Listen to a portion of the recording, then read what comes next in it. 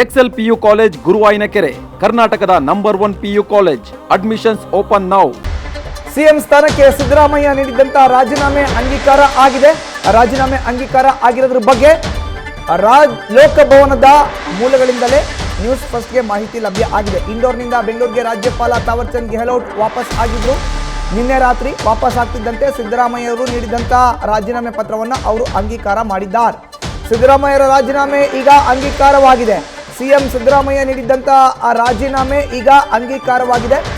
ಮುಖ್ಯಮಂತ್ರಿ ಸ್ಥಾನಕ್ಕೆ ನಿನ್ನೆ ಮಧ್ಯಾಹ್ನ 2:45 ತಮ್ಮ ಸಚಿವ ಸಂಪುಟದ ಸಹೋದ್ಯೋಗಿಗಳು ಜೊತೆಗೆ ಕಾಂಗ್ರೆಸ್ನ ನಾಯಕರ ಜೊತೆ ತೆರಳಿದಂತ ಸಿದ್ದರಾಮಯ್ಯ ಮುಖ್ಯಮಂತ್ರಿ ಸ್ಥಾನಕ್ಕೆ ರಾಜೀನಾಮೆಯನ್ನು ತಾವರ್ ಚಂದ್ ಗೆಹ್ಲೋಟ್ ರಾಜ್ಯಪಾಲರ ಅನುಪಸ್ಥಿತಿಯಲ್ಲಿ ಅವರ ಕಾರ್ಯದರ್ಶಿ ಪ್ರಭುಶಂಕರ್ಗೆ ನೀಡಿದ್ರು.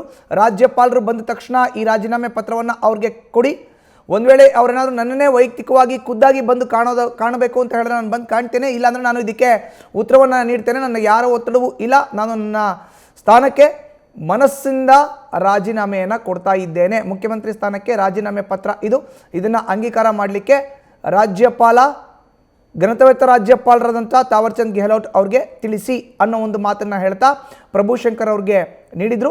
ಅವರು ರಾಜ್ಯಪಾಲರ ಕಾರ್ಯದರ್ಶಿ ತಾವರ್ ಚಂದ್ ಗೆಹ್ಲೋಟ್ ಅವರ ಕಾರ್ಯದರ್ಶಿ ಅವರಿಗೆ ಪತ್ರವನ್ನು ನೀಡಿದರು. ಅದನ್ನು ನೋಡ್ತಾ ಇದ್ದೀವಿ. ಅದರ ದೃಶ್ಯಾವಳಿಗಳನ್ನು ನಿನ್ನೆ ಮಧ್ಯಾಹ್ನ ನೀಡಿದಂಥ ರಾಜೀನಾಮೆ ಪತ್ರ ಈಗ ಅಂಗೀಕಾರ ಆಗಿದೆ. ನ್ಯೂಸ್ ಫಸ್ಟ್ಗೆ ಲೋಕಭವನದ ಮೂಲಗಳಿಂದಲೇ ಮಾಹಿತಿ ಲಭ್ಯ ಆಗಿದೆ.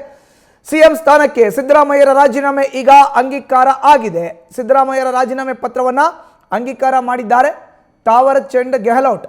ಅವರು ಮೊನ್ನೆ ರಾತ್ರಿ ಇಂದೋರ್ಗೆ ತೆರಳಿದ್ರು, ಮುಂಬೈಗೆ ತೆರಳಿ ಅಲ್ಲಿಂದ ಇಂದೋರ್ಗೆ ಹೋಗಿದ್ರು. ರಾಜ್ಯಪಾಲರ ಅನುಪಸ್ಥಿತಿಯಲ್ಲೇ ಮುಖ್ಯಮಂತ್ರಿ ಸ್ಥಾನಕ್ಕೆ ಸಿದ್ದರಾಮಯ್ಯನವರು ರಾಜೀನಾಮೆಯನ್ನು ಕೊಟ್ಟಿದ್ರು. ನಿನ್ನೆ ಬೆಳಗ್ಗೆ ಬ್ರೇಕ್ಫಾಸ್ಟ್ ಮೀಟಿಂಗ್ ಆಯಿತು. ಆದ ಬಳಿಕ 2:30 ಲೋಕಭವನಕ್ಕೆ ತೆರಳಿ ತಮ್ಮ ಸಚಿವ ಸಂಪುಟದ ಸಹೋದ್ಯೋಗಿಗಳ ಜೊತೆ ಅವರು ತಮ್ಮ ಮುಖ್ಯಮಂತ್ರಿ ಸ್ಥಾನಕ್ಕೆ ರಾಜೀನಾಮೆನ ಸಲ್ಲಿಕೆ ಮಾಡಿದ್ರು. ಬಟ್ ಆಗ ತಾವರ್ ಚಂದ್ ಗೆಹ್ಲೋಟ್ ಅವರು ಇರಲಿಲ್ಲ. ಹೀಗಾಗಿ ಅವರ ಕಾರ್ಯದರ್ಶಿ ಪ್ರಭುಶಂಕರ್ ಅವ್ರಿಗೆ ರಾಜೀನಾಮೆ ಪತ್ರವನ್ನು ಕೊಟ್ಟಿದ್ರು. ತಾವರ್ ಚಂದ್ ಗೆಹ್ಲೋಟ್ ಅವರು ಬೆಂಗಳೂರಿಗೆ ಬರ್ತಾ ಇದ್ದ ಹಾಗೆ ರಾಜೀನಾಮೆ ಪತ್ರವನ್ನು ಪರಿಶೀಲಿಸಿದ್ದಾರೆ, ನೋಡಿದ್ದಾರೆ. ಈಗ ರಾಜೀನಾಮೆ ಅಂಗೀಕಾರವನ್ನು ಮಾಡಿದ್ದಾರೆ. ಸಿಎಂ ಸಿದ್ದರಾಮಯ್ಯ ರಾಜೀನಾಮೆನ ನೀಡಿ ಆದ ಬಳಿಕ ಪತ್ರಿಕಾಗೋಷ್ಠಿಯನ್ನು ಉದ್ದೇಶಿಸಿ ಮಾತನ್ನು ಆಡಿ ಅಲ್ಲಿಂದ ನೇರವಾಗಿ ವಿಶೇಷ ವಿಮಾನದ ಮೂಲಕ ತಮಗೆ 2 ಬಾರಿ ರಾಜ್ಯದಲ್ಲಿ ಮುಖ್ಯಮಂತ್ರಿ ಆಗಲಿಕ್ಕೆ, ವಿರೋಧ ಪಕ್ಷದ ನಾಯಕರಾಗಿ ಕೆಲಸವನ್ನು ಮಾಡಲಿಕ್ಕೆ ಅನುವು ಮಾಡಿಕೊಟ್ಟಂಥ ಕಾಂಗ್ರೆಸ್ ಹೈಕಮಾಂಡ್ನ ನಾಯಕರನ್ನ ಭೇಟಿ ಮಾಡಲಿಕ್ಕೆ ದೆಹಲಿಗೆ ತೆರಳಿದ್ರು. ಈಗ ಬೆಳಗ್ಗೆ 9 ಗಂಟೆಗೆ ಅವರು ದೆಹಲಿಯಲ್ಲಿ ಹೈಕಮಾಂಡ್ ನಾಯಕರನ್ನ ಭೇಟಿ ಮಾಡ್ತಾರೆ. ಕೃತಜ್ಞತೆಯನ್ನು ಸಲ್ಲಿಸಿ ಅವರು ಬೆಂಗಳೂರಿಗೆ ವಾಪಸ್ ಆಗ್ತಾರೆ. ಇನ್ ಬಿಟ್ವೀನ್ ಈ ಎಲ್ಲದರ ಮಧ್ಯೆ ನಿನ್ನೆ ರಾತ್ರಿ ಬೆಂಗಳೂರಿಗೆ ಆಗಮಿಸಿದಂಥ ತಾವರ್ ಚಂದ್ ಗೆಹ್ಲೋಟ್ ಅವರು ಈಗ ರಾಜೀನಾಮೆನ ಅಂಗೀಕಾರ ಮಾಡಿದ್ದಾರೆ. ಹೆಚ್ಚಿನ ಮಾಹಿತಿ ನೀಡ್ತಾರೆ ನಮ್ಮ ಪ್ರತಿನಿಧಿ ಹರೀಶ್ ದೂರವಾಣಿ ಸಂಪರ್ಕಕ್ಕೆ ಸಿಕ್ಕಿದ್ದಾರೆ. ಹರೀಶ್, ರಾಜೀನಾಮೆ ಅಂಗೀಕಾರ ಆಗಿದೆ, ಮುಂದೇನು ಅನ್ನೋ ಪ್ರಶ್ನೆ ಈಗ ಬಹಳ ಮುಖ್ಯವಾಗಿರುವಂತದ್ದು. ನಿನ್ನೆ ಅಷ್ಟೇ ಕೂಡ ಸಿದ್ದರಾಮಯ್ಯ ಅವರು ರಾಜ್ಯಪಾಲರ ಅನುಪಸ್ಥಿತಿಯಲ್ಲಿ ತಮ್ಮ ಸ್ಥಾನಕ್ಕೆ ರಾಜೀನಾಮೆಯನ್ನು ಕೊಟ್ಟಿದ್ರು.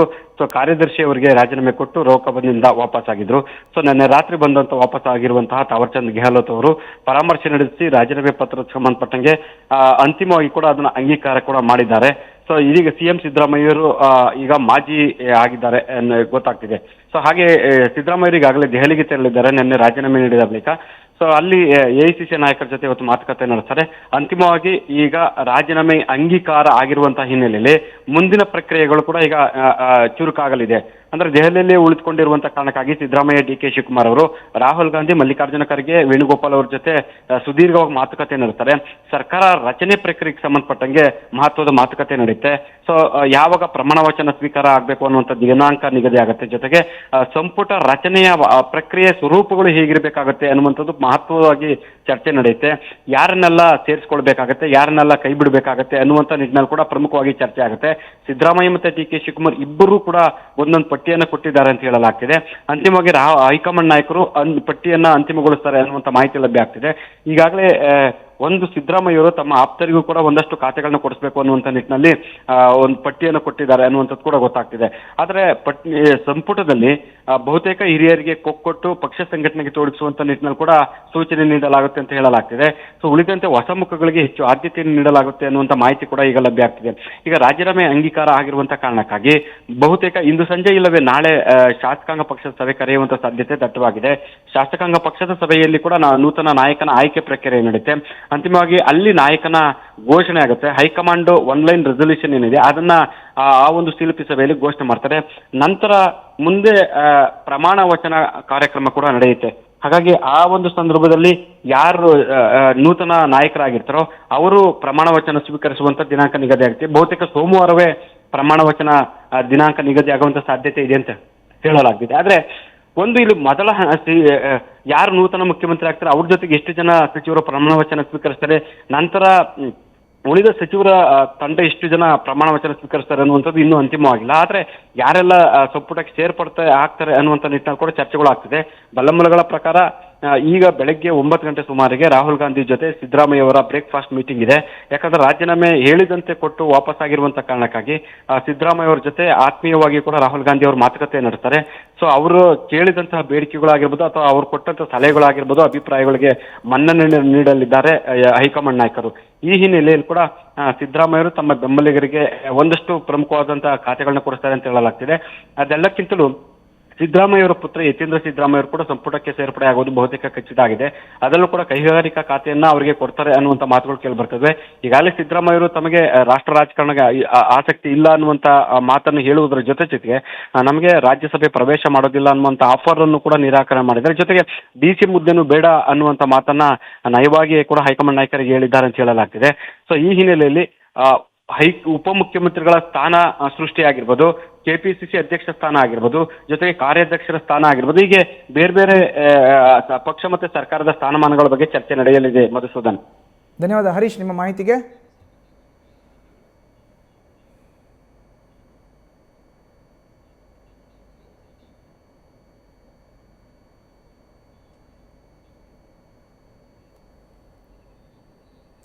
ಇದು ಸಿದ್ದರಾಮಯ್ಯರ ರಾಜೀನಾಮೆ ಅಂಗೀಕರಿಸಿದ್ದಾರೆ ತಾವರ್ ಚಂದ್ ಗೆಹ್ಲೋಟ್. ಇವತ್ತಿನ ದಿನಾಂಕದ ಪತ್ರ ಇದು ನಾವು ನೋಡ್ತಾ ಇರೋದು.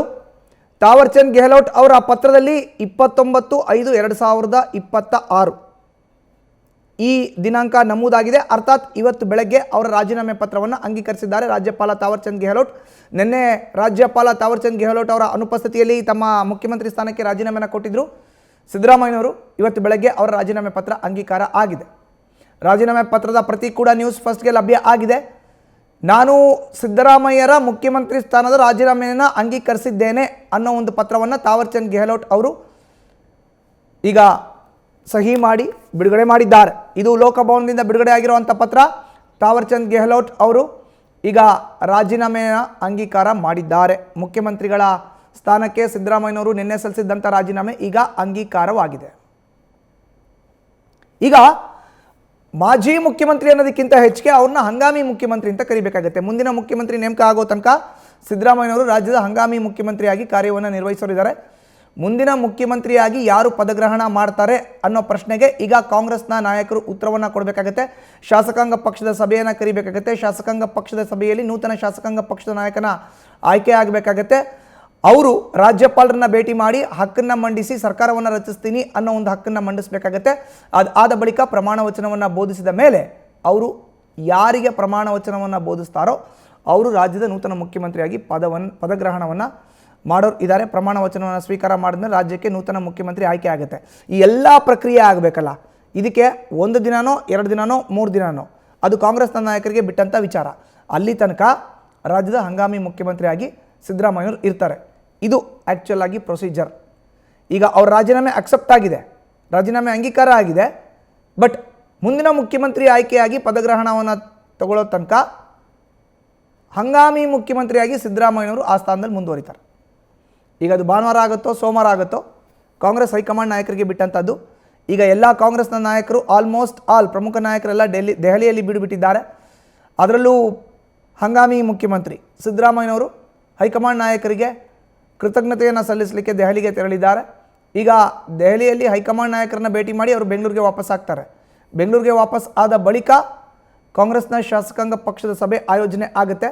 ಈಗ ಇಡೀ ಕರ್ನಾಟಕ ರಾಜ್ಯದ 224 ವಿಧಾನಸಭಾ ಕ್ಷೇತ್ರಗಳಲ್ಲಿ 138 ಸ್ಥಾನಗಳು +3 ಇವರೆಲ್ಲರೂ ಕೂಡ ಶಾಸಕಾಂಗ ಪಕ್ಷದ ಸಭೆಯಲ್ಲಿ ಭಾಗಿಯಾಗಬೇಕಾಗುತ್ತೆ, ಇನ್ಕ್ಲೂಡಿಂಗ್ ಸಿದ್ದರಾಮಯ್ಯ. ಯಾಕಂದರೆ ಅವರು ಕೂಡ ವರುಣ ವಿಧಾನಸಭಾ ಕ್ಷೇತ್ರದ ಹಾಲಿ ಕಾಂಗ್ರೆಸ್ನ ಶಾಸಕರು. ಎಲ್ಲರೂ ಕೂಡ ಭಾಗಿಯಾಗಬೇಕಾಗತ್ತೆ. ಅಲ್ಲಿ ಕಾಂಗ್ರೆಸ್ನ ಹೈಕಮಾಂಡ್ ನಾಯಕರು ನೂತನ ಶಾಸಕಾಂಗ ಪಕ್ಷದ ನಾಯಕನ ಆಯ್ಕೆ ಮಾಡ್ತಾರೆ. ಯಾರು ನೂತನ ಶಾಸಕಾಂಗ ಪಕ್ಷದ ನಾಯಕನಾಗಿ ಆಯ್ಕೆ ಆಗ್ತಾರೆ ಅವರು ರಾಜ್ಯಪಾಲರನ್ನು ಭೇಟಿ ಮಾಡ್ತಾರೆ ಲೋಕಭವನದಲ್ಲಿ, ಸರ್ಕಾರವನ್ನು ರಚನೆ ಮಾಡುವಂಥ ಹಕ್ಕನ್ನು ಮಂಡಿಸ್ತಾರೆ. ಒಂದು ಸಮಯವನ್ನು ನಿಗದಿ ಮಾಡಲಾಗುತ್ತೆ. ಆ ಸಮಯ ನಿಗದಿ ಮಾಡಿದಾಗ ಹೋಗಿ ಅವರು ಪ್ರಮಾಣ ವಚನವನ್ನು ಸ್ವೀಕಾರ ಮಾಡಬೇಕಾಗುತ್ತೆ. ನ್ಯೂಸ್ ಫಸ್ಟ್ ನಿರ್ಭೀತಿಯಿಂದ ನಿಮ್ಮ ಪರವಾಗಿ.